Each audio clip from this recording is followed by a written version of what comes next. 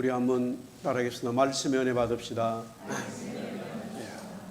오늘은 2026년 어린이 주일입니다. 주님이 아이들에게 안수하시고 축복하셨다라는 제목입니다. 우리 한번 더 따라합시다. 주님이 아이들에게 안수하시고 축복하셨다. 할렐루야. 이 어린이 주일은 1856년 미국 매사추세츠주의 레오날드 목사님이 6월 둘째 주일을 어린이날로 정하고 주일로 정하고 하나님 앞에 예배하면서 축하하기 시작했습니다. 그것이 1883년 이후로 미국의 전역에 확산이 되어서 오늘까지 이루고 있는데요. 6월 둘째 주일을 어린이 주일로 처음에 정한 것은 1년 중 꽃이 가장 만발하고 아름다운 시기였기 때문에 그렇게 결정하게 되었던 것 같습니다.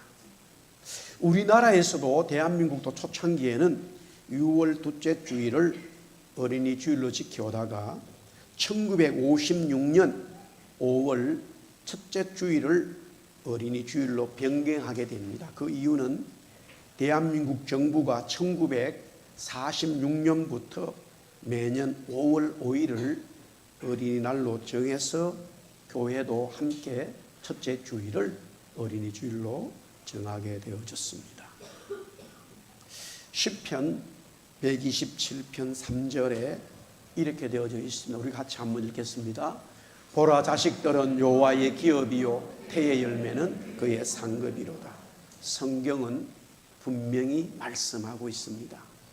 자식, 자녀는 여호와 하나님의 기업이다. 하나님의 상급이라고 말합니다. 물론 부모님들이 자녀들을 낳았습니다마는 내 아이요, 내 아들이요, 내 딸일 수 있습니다마는 적어도 저와 여러분들이 하나님을 경외하는 하나님의 사람이라면은 우리에게 주신 하나님의 자녀, 이 자녀들이 하나님의 기업이고 하나님의 상급이고 하나님의 자녀인 것을 꼭 마음에 명심하셔야 됩니다. 아멘. 그만큼 자녀는 하나님이 중요하게 다루는 은혜의 통로이기 때문에 그렇습니다. 주님께서 이 땅에 오셨을 때도 이 어린 아이들에게 복을 주시고 어린 아이들을 안아주시고 어린 아이들이 오는 것을 금하지 않았습니다. 그들에게 사랑과 복을 주님은 주셨습니다. 그런데 주님이 이런 아이들에게 사랑과 복을 주셨을 때에 그 아이들이 모이는 그것도 하나님의 나라라고 하는 것이었습니다. 하나님의 나라, 하나님의 백성.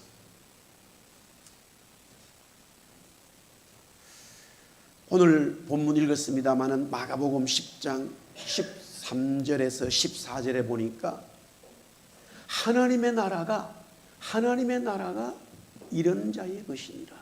The kingdom of God belongs to such as this. 아이들이 오는 것, 아이들이 함께 있는 것, 그것이 하나님의 나라라는 거예요. 유대인들은요, 전통적으로 어린 아이들을 데리고 오늘 이 유아 세례 받는 것처럼 랍비에게 가가지고 축복받는 것을, 기도받는 것을, 하나님의 이름으로 복을 받는 것을 그들의 발배로, 연습으로 여기고 지켜왔습니다. 그럼에도 불구하고 그 사회는 어른 중심이었습니다. 그것도 남자 중심의 삶이었죠. 자, 우리가 물고기 2마리와 빵 5개로 5,000명을 먹이신 주님의 기적에 아이들의 수는 함되지 않고 어른 남자만 숫자만 표현되어 있어요. 이런 기적이 일어나도록 물고기와 빵을 주님께 준 것은 이름도 모르는 어린아이였어요. 그러나 성경은 그 아이의 이름이나 아이들의 숫자를 적고 있지 않죠. 왜? 그 당시에 다 남자 중심의 삶이었기 때문에. 이런 가부장적인 사회 구조로 인해서 어린아이들이 어른들이 대화하는 곳에 끼어드는 것은 안 되고 잠잠하는 훈련을 받았습니다. 아마 이것은 우리 전통적인 우리 한국 사회도 거의 마찬가지였을 겁니다. 저도 어릴 때 자랐습니다마는 아버지와 아버지의 친구분들이 말씀 나눌 때에 제가 지나가게 되면 인사는 꼭 봐가지만 그 어른들 계신 곳에 가가지고 그 옆에 앉아 있어서 이야기를 듣거나 뭔 이야기를 할 수 있는 것은 아니었습니다. 그러나 요 사이는 다 옆에 와가지고 아버지 그거 이렇지 않습니다 이렇게 얘기하는 게 있더라고요. 시대가 달라졌죠. 예수님이 말씀을 전할 때에도 아이들이 예수님 말씀 들으려고 오니까 이런 사회 풍습 때문에 어른들이 또한 제자들이 예수님 앞에 오는 아이들을 꾸짖고 막았습니다. 예수님은 제자들에게 어른들에게 오히려 화를 내시면서 아이들이 자기에게 오는 것을 금하지 말라고 말씀합니다. 왜냐하면 어린아이들도 하나님 나라의 백성이고 하나님의 통치를 받기 때문입니다. 당연히 아이들도 구원받아야 되고 당연히 아이들도 주님 앞에 나갈 수 있다는 말입니다. 서머나 교회의 목사인 폴리감은요, 목사님은 나이 9살 때에 하나님의 말씀을 듣고 하나님 나라 백성이 되어 평생 85년 동안 살면서요, 그는 하나님을 배반하지 않고 마지막에는 순교의 제물이 되었습니다. 매튜 헨리는 11살 때 주님의 은혜를 체험하고 주님 나라의 백성이 되어 위대한 신학자가 됩니다. 스펄저 목사님은 12살 때 영적인 눈이 뜨여서 위대한 선교가가 되었습니다. 우리나라 최초의 목사는 7분 중에요, 한 분인 이기풍 목사님이 제주도에 아무도 예수 믿지 않는 그 제주도 땅에 가서 복음을 전할 때에 제일 먼저 그 목사님의 복음을 받아들인 사람은 누구냐? 아이였습니다. 남자아이 하나가 목사님의 말씀을 듣고 예수 믿고 목사님을 따라다니기 시작했습니다. 그것이 제주도에 수많은 교회가 세워지는데요, 그 시작이 아이를 통해서 이루어졌다라는 거예요. 다윗은 어린 아이일 때 리앗을 하나님의 이름으로 무찌르고 하나님의 나라인 이스라엘을 블레셋으로부터 구원시켰어요. 할렐루야. 우리 아이들이 오늘은 같이 예배합니다마는 평상시는 따로 예배하잖아요. 말씀 듣고 언제 어떻게 말씀 듣고 변화될지 아무도 몰라요. 그러나 분명한 것은 아이들도 구원받아야 되고 아이들도 하나님 말씀 듣고 하나님의 나라의 통치를 받아야 되고 어린 아이일 때 말씀을 바로 받아버리면 평생의 생명의 말씀으로 살아가는 힘이 아이에 있는 거예요. 할렐루야. 저도 정확하게 중2예요. 중2. 그러니까 만 14세가 안 됐을 때, 만 14세가 안 됐을 때입니다. 만으로 따지면. 그때 여름에 하나님을 만났어요. 하나님을 만났어요. 물론 주일학교도 너무 좋아가지고 잘은 몰랐지만은 교회 가는 것은 빠지질 않았어요. 그러나 중2 때 되어가지고 진짜 그때 하나님을 만났어요. 아무것도 모르는 어린 아이였습니다. 그러나 주님은 저에게 제가 이해하지도 못하는 엄청난 구원을 주시고 제가 알 수도 없는 하나님의 비전을 말씀하셨어요. 지금요, 어른들이 아이들에게 부모님이 어떤 아이들에게 엄청난 이야기를 한다 그러면 애가 못 알아듣기 때문에 말하지 않는 거잖아요. 하나님은 그런 분이 아니에요. 구원받은 아이에게 엄청난, 오히려 구원받지 못한 어른들이 심지어 구원을 받았는데도 신앙이 깊지 않으면 하나님이 주신 말씀을 이해 못하는데 아주 어린 아이들에게도 구원받고 은혜 받으면 하나님이 엄청난 일을 하시는 거예요. 할렐루야. 엄청난 말씀을 쏟아내셔요. 그게 어린 아이들에게 얼마든지 일어날 수 있다는 것이죠. 왜? 우리 한번 따라합시다. 또 하나님의 백성이다. 할렐루야. 어린아이들도 하나님의 백성이라는 거죠. 그 다음에는 salvation, 구원입니다. 오늘 10장 15절에 이렇게 되어져 있습니다. 내가 진실로 너에게 이르노니 누구든지 하나님의 나라를 어린아이와 같이 받들지 않는 자는 결단코 그곳에 들어가지 못한다. 주님 말씀하셨습니다. 구원의 은혜를, 구원의 경험을, 구원의 역사를 말하고 있어요. 아이들이 하나님이 주시는 구원에 대해서 말씀을 그 마음으로 받아들이듯이 하나님의 나라는 누구든지 어린아이들이 받아들이는 그 구원의 마음, 그 구원의 겸손을 우리 어른들도 받아들여야 된다는 사실입니다. 그러면서 우리 마가복음 18장 1절에서 6절 같은 내용을 조금 더 마가는 마태복음의 이 마가의 이야기를 마태는 이렇게 적고 있는데 우리 한번 같이 말씀을 읽으면 좋겠습니다. 시작. 그때의 제자들이 예수께 나와 이르되 천국에서는 누가 크니이까? 예수께서 한 어린아이를 불러 그들 가운데 세우시고 이르시되 진실로 진실로 너희에게 이르노니 너희가 돌이켜 어린아이들과 같이 되지 아니하면 결단코 천국에 들어가지 못하리라. 그러므로 누구든지 이 어린아이와 같이 자기를 낮추는 사람이 천국에서 큰 자니라. 또 누구든지 내 이름으로 이런 어린아이 하나를 영접하면 곧 나를 영접함이니 누구든지 나를 믿는 이 작은 자 중에 하나를 실족하게 하면 차라리 연자 몇 돌이 그 목에 달려서 깊은 바다에 빠뜨려지는 것이 나으니라. 구원은 어린아이와 같이 되면 구원받는다라는 말씀이 아닙니다. 내 이름으로 영접하면 또 나를 믿는 자, 즉 믿음으로 구원받습니다. 예수 그리스도를 믿음으로 구원받습니다. 우리 한번 따라합시다. 예수 그리스도를 믿음으로 구원받습니다. 근데 문제는 이 예수 그리스도를 받지 않습니다. 믿지 않습니다. 그렇게 쉽게 이루어지는 것이 아니더라고요. 주님은 이런 믿음의 역사를 말씀하시면서 왜 아이들을 언급했느냐 하면요, 낮추는 사람, 겸손을 말합니다. 아이들은 잘 받아들여요. 처음에 안 받아들여도 아주 간단하게 아이들이 받아들이게 할 수 있는 방법이 하나 있어요. 초콜릿 하나면 끝나버려요. 초콜릿 하나 주니까 아이들은 다 받아들여요. 얼마든지 막 울고 화가 났는데도 초콜릿 하나 딱 주려니까 얼굴이 달라지는 아이들이에요. 어른들은 초콜릿 줘가지고 화내요. 그러면요, 안 받아들여요. 예수님이 어린아이와 같이 되라는 말씀이 뭐냐? 겸손이에요. 낮추는 거예요. 우리는 나이를 먹어가면서 점점 교만해지고 있는 거예요.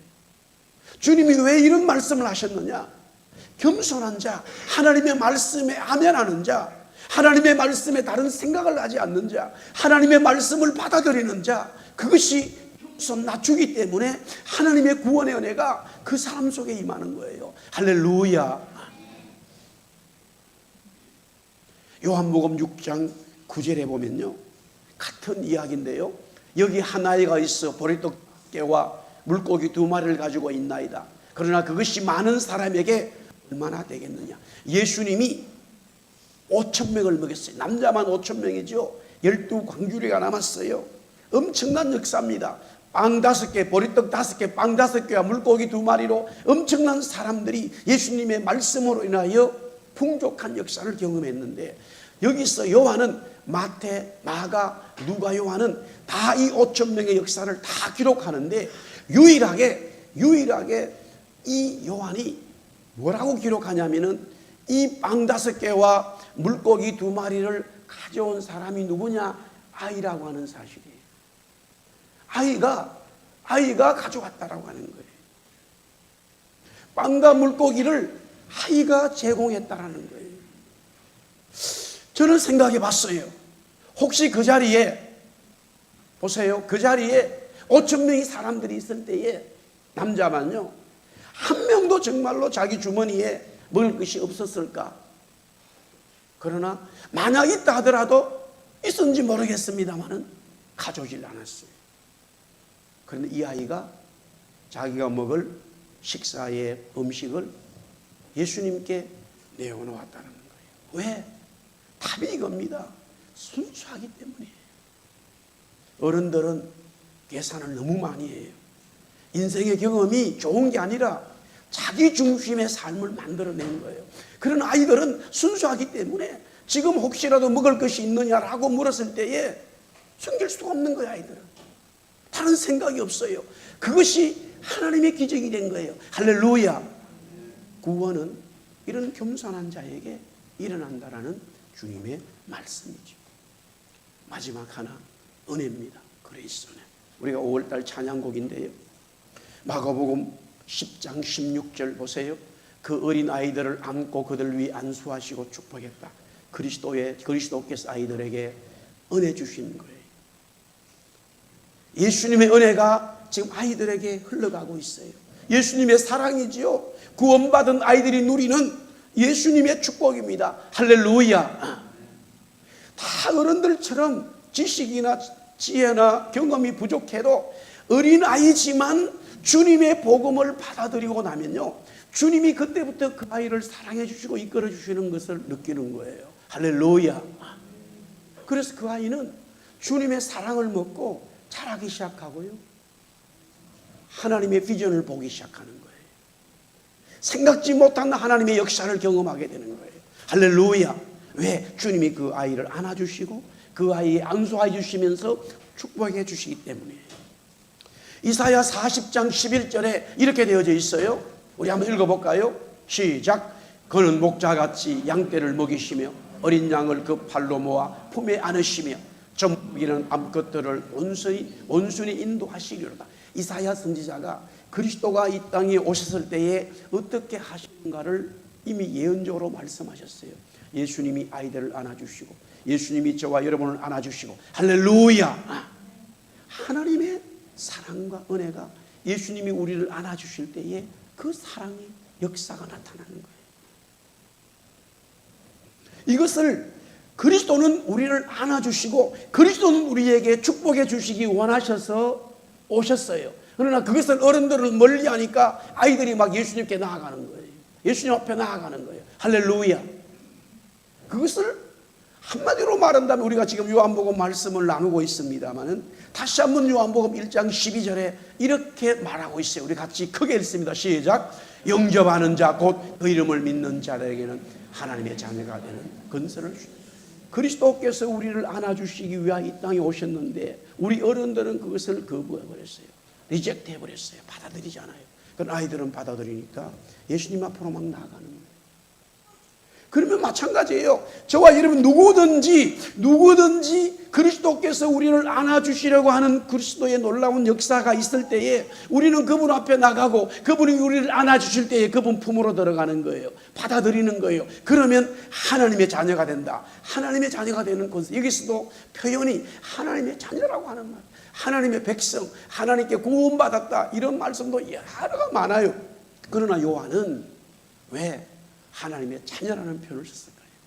5,000명을 먹이신 그 사건에서도 이 아이가 예수님에게 음식을 제공했다고 하는, 요한은요 사실 엄청난 환상을 보잖아요. 하나님의 은혜를 경험하는데 그가 겪었던 가장 중요한 이런 은혜가 뭐냐면 하나님 앞에 겸손한 거예요.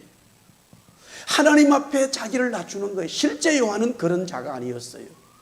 굉장히 요한은 성격이요 불같은 사람이었어요. 그러면서도 이 똑같은 불같은 성격을 가진 베드로가 있는데 표현이 달라요. 베드로는 사건이 딱 터지면은 불같은 성격이 있기 때문에 팍 떨쳐나가는데 요한은 불같은 우레라 그랬어요. 성격이 천둥이에요. 똑같이 가지고 있어요. 그러나 속으로 보자 이런 놈이에요. 아주 나쁜 놈이더라고요. 그 자리에서는 표현 안 하는데 똑같이 성경은 요한을 우레라 그랬어요. 우레. 불같은 성격이라고 그랬어요. 그 불같은 성격이 다 가지고 있는데 그 자리에서는 표현을 안 하고 다른 데 가서 엉뚱한 소리 하는 거예요. 끈질한 놈이죠. 이런 성격이.